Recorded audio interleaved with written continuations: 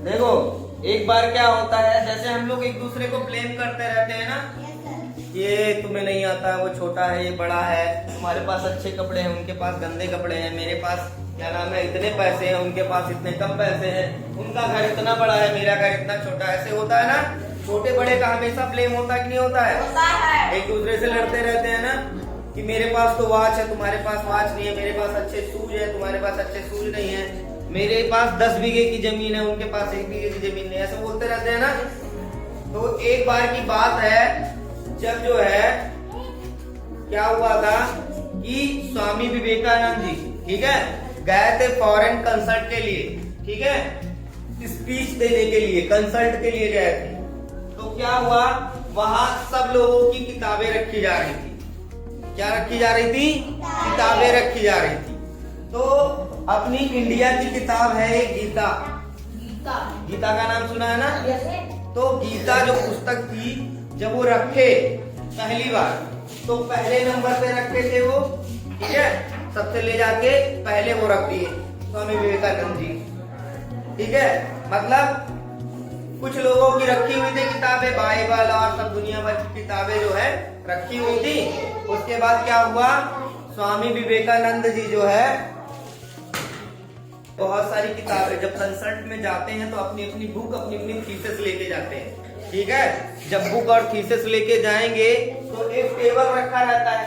तो टेबल पे क्या हुआ, पहले जो है टेबल पे ऐसे एक किताब रखी गई, ठीक, एक किताब रखी गई, फिर दूसरी किताब रखी गई, फिर तीसरी किताब, ऐसे रखते गए। फिर क्या हुआ, सबसे लेट में पहुंचे स्वामी विवेकानंद जी, सबसे ऊपर रख गई। ऊपर क्या रखी गई? किताब।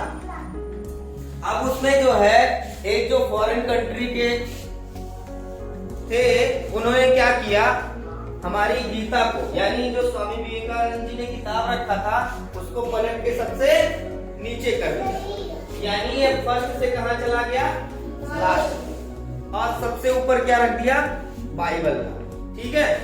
अब हुआ क्या भैया, अब सोचे वो लोग कि स्वामी विवेकानंद जी को बहुत बुरा लगेगा।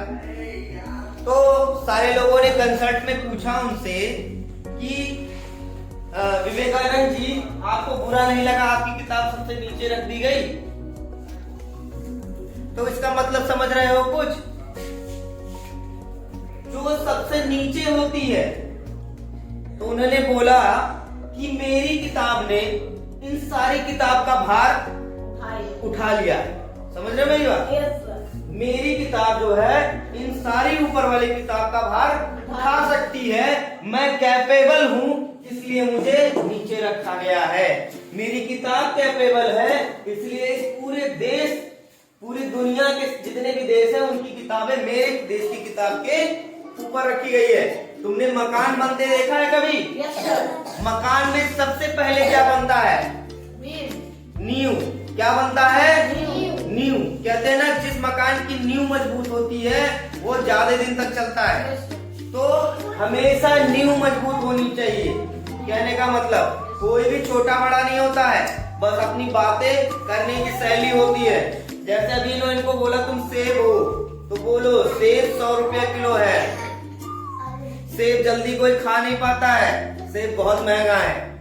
इसीलिए कभी भी तुमको कोई छोटा बनाए तो ये मत समझना कि मैं छोटा हूँ, ठीक है।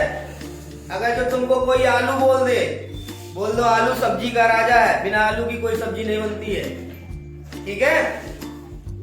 तो स्वामी विवेकानंद चाहते तो मायूस होकर एक जगह बैठ जाते कि मेरी किताब सबसे नीचे, लेकिन उन्होंने क्या बोला कि मेरे किताब के अंदर इतनी कैपेबिलिटी है कि वो पूरी दुनिया की किताब का भार उठा सकती है।